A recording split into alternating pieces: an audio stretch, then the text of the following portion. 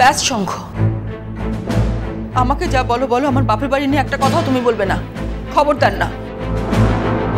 যাদের ভালো করে চেনো না, জানো না, তাদের সম্পর্কে ভালো করে জানার কি আছে? হ্যাঁ, কি আছে ভালো করে জানার? নিজেই তো দেখে এলাম সব। ওই যে প্রেগনেন্ট মেয়েটা, যে তোমার ওই ছেলের বউ হতে যাচ্ছে, সে তো তোমার ভাইপোর বউ ছিল আগে। কি সব ড্রামা, ভাবলে তো একেবারে আমার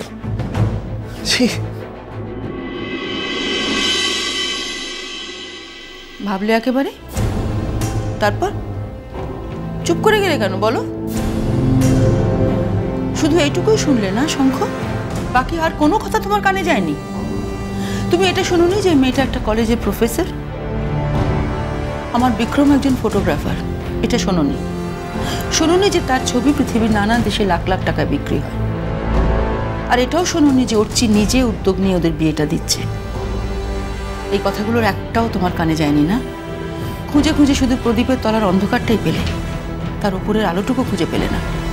তাহলে তুমি কালকে আমার সঙ্গে দিল্লি যাচ্ছ না, তাই তো? প্রশ্নই ওঠে না। আমার প্রথম সন্তানের বিয়ে, আর সে বিয়ে আমি নিজে দাঁড়িয়ে থেকে দিতে চাই। এই ঘটনাটা ঘটলে তোমার অন্য সন্তানরা তোমাকে মা বলে স্বীকার নাও করতে পারে, সেটা ভেবে দেখেছো তো? নাও করতে পারে কেন বলছো? ওরা করবেই না, আর সেটা আমি বিশ্বাস করি। ও, তার মানে তোমার একটি অবৈধ সন্তানের জন্য তুমি তোমার বৈধ সন্তানদেরও বিসর্জন দিতে পারো। বাহ, তাতে তোমার কোনো আক্ষেপ হবে না তো?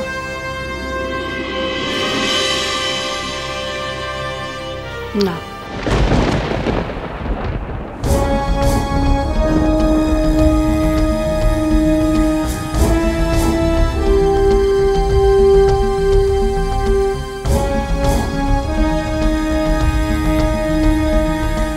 তোমাকে দুটো কথা বলি শঙ্খ। প্রথম কথা হলো, আমি তোমাকে আগেও বলেছি, আবারও বলছি, মায়ের সঙ্গে সন্তানের কোনো বৈধ অবৈধ সম্পর্ক হয় না। ইনফ্যাক্ট আমি কোনো সম্পর্ককে অবৈধ বলে মনে করি না। আর তাছাড়া কোনো সম্পর্ককে অবৈধ বলার কিন্তু তুমি কেউ নও। কারণ কোনো মানুষ কোনো সম্পর্ককে অবৈধতার ছাপ দিতে পারে না।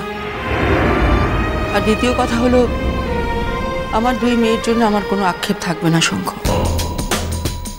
আমি যদি সত্যি তাদের মানুষ করে তুলতে পারি, তারা যদি মানুষ হয়, তাহলে তারা তাদের বড় ভাইকে আর মাকে স্বীকার করে নেবে, ঘেন্নায় মুখ ঘুরিয়ে থাকবে না। আর কোনো কারণে সেটা যদি নাও করে, তাহলে বুঝবো যে আমি তাদের মানুষ করতে পারিনি।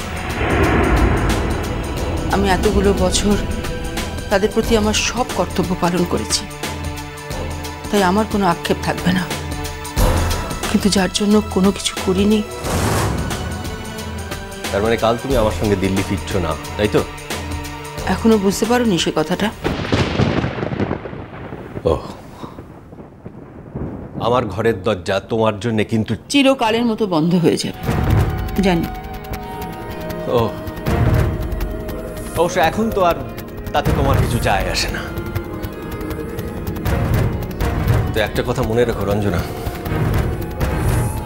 যে ছেলেকে জন্মের পর তুমি প্রথম দেখছো, যার স্বভাব চরিত্র তুমি কিছুই জানো না, সেও জানে না তোমার নেচার, এরকম হঠাৎ দেখা দুটো মানুষের কিন্তু দুজন দুজনকে মানিয়ে নিতে খুব সমস্যা হয়, সাধারণত তাই হয়। হ্যাঁ, আর তাছাড়া তোমার ছেলে এখন একা নয়, সে বিয়ে করছে, তার বাচ্চা কাচ্চা হবে, তার একটা নিজস্ব ইউনিট হচ্ছে। সেই ইউনিটে তুমি কতটা অ্যাকসেপ্টেবল আশা করি তুমি ভেবে রেখেছো সেটা? আমি যে ওদের সংসারে থাকবো, এ কথা তোমাকে কে বলেছে শঙ্খ? আমি শুধু এই শহরে থাকবো, এই জন্য যে যদি তারা কখনো আমাকে ডাকে, আমি যাতে সঙ্গে সঙ্গে গিয়ে হাজির হতে পারি। কোথায় থাকবে তুমি? বাপের বাড়ি? না, সেখানে থাকবো না। তাহলে? বললাম না, আমি নিজের মতো থাকবো।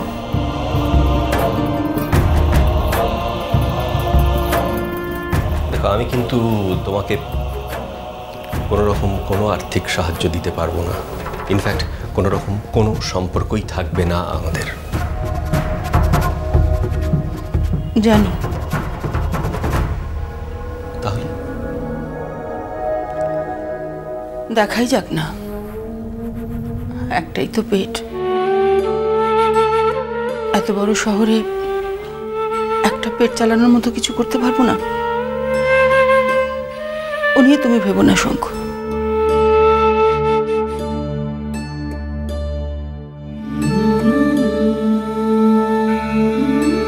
শিওর?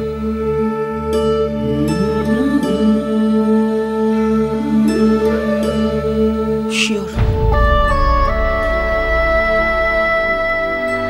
ঠিক আছে, কালকে বিকেলের ফ্লাইটে আমি একাই দিল্লি চলে যাচ্ছি।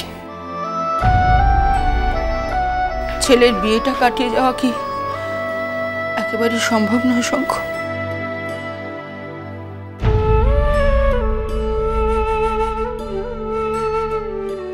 না,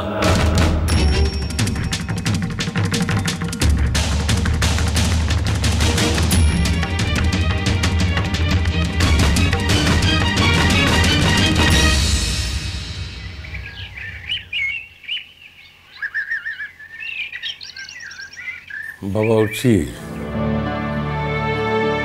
দেখো, আমরা তো সমাজে বাস করি। তুমি কমলিকার কথার উপর ভিত্তি করে দুম করে যে কথা দিয়ে ফেললে, সেটা কি ঠিক করেছো? হ্যাঁ, দুম করে ওরকম একটা কথা যে তুই কি করে বলে দিলি, আমি তো সেটা বুঝতেই পারলাম না। এমনিতেই লোকজন হাসাহাসি করে, এরপর এবাড়ির কথা লোকজনের কাছে একটা বেশ বড় সড়ো চর্চার বিষয় হয়ে দাঁড়াবে। শুনে বলছি, কালকে যা বলেছো আজকে ফোন করে জানিয়ে দাও যে বাড়ির লোকেদের এতে মত নেই। সেক্ষেত্রে তাহলে অন্য বাড়ি ভাড়া করে আমাকে সমস্ত ব্যবস্থা করতে হবে।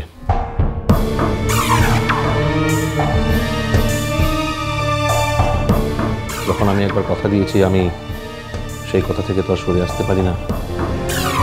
কিসের কথা রে? আর কার কাছে কথা?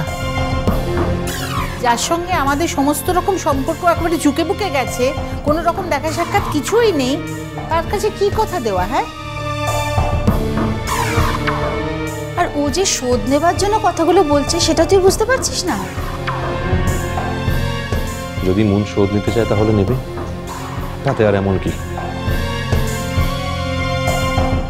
এর আগেও তো এই বাড়িতে অনেকগুলো ঘটনা ঘটেছে যে ঘটনাগুলো সমাজের চোখে গ্রহণযোগ্য নয়। তা না হলে আজ ডক্টর ঘোষ আমাদের বাড়িতে থাকলো কি করে? এ নিয়ে তো সমাজের লোকেরা অনেক কথা বলাবলি করে, তাতে আমাদের কি এলো গেল বলো তো? সরি হচ্ছে, এই কথাটা মানতে পারলাম না। দুটো ব্যাপার মোটেই এক নয়। দুটো ঘটনা কি খুবই আলাদা জেঠুমণি? ছোট কাকিমণি এই বাড়ির বউ, তোমরা দ্বিতীয়বার তাকে বিয়ে দিয়েছো, এই বাড়িতে থাকতে দিয়েছো, ঘর দিয়েছো, একসঙ্গে রেখেছো। মনু তো এই বাড়ির ছোট বউ ছিল, তাকেও না হয় তোমরা দ্বিতীয়বার বিয়ে দিচ্ছ তোমাদেরই বোনের ছেলের সঙ্গে। হ্যাঁ, ঘটনাচক্রের ছেলেটা আমাদের, মানে তোমাদের বোনের ছেলে, আমার পিসিমণির ছেলে, তাই তোমরা সবাই এই বিয়েতে জড়িয়ে পড়ছো।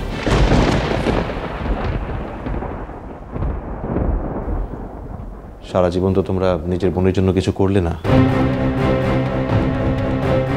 এবার না হয় তার ছেলের জন্য এটুকু করলে। ওরছি সবকিছুর একটা শোভন অশোভন বলে ব্যাপার থাকে। দাদা ভাই, সবটাই খুবই রিলেটিভ। আর যখন আমার কোনো অসুবিধা নেই, তাহলে তোমাদের সকলের অসুবিধাটা কোথায়, এটাই আমার মাথায় ঢুকছে না। তুই মাথায় ঢোকাতে চাইছো না, তাই ঢুকছে না। করছি মুন একদিন এই বাড়িতে বউ হয়ে এসেছিল, আজ আবার তোরই চোখের সামনে আরো একবার অন্য একটা ছেলের সঙ্গে সে এবার সম্পর্ক তোর পিস্তুত ভাই হয়। ইনসিডেন্টাল, এতে কার কি আসা যায় বলো তো? কি অসুবিধা করছি আমি তোকে বোঝাতে পারছি না, হয় না, প্লিজ বোঝার চেষ্টা। মিষ্টি কুটু মিষ্টি কুটু মিষ্টি কুটু।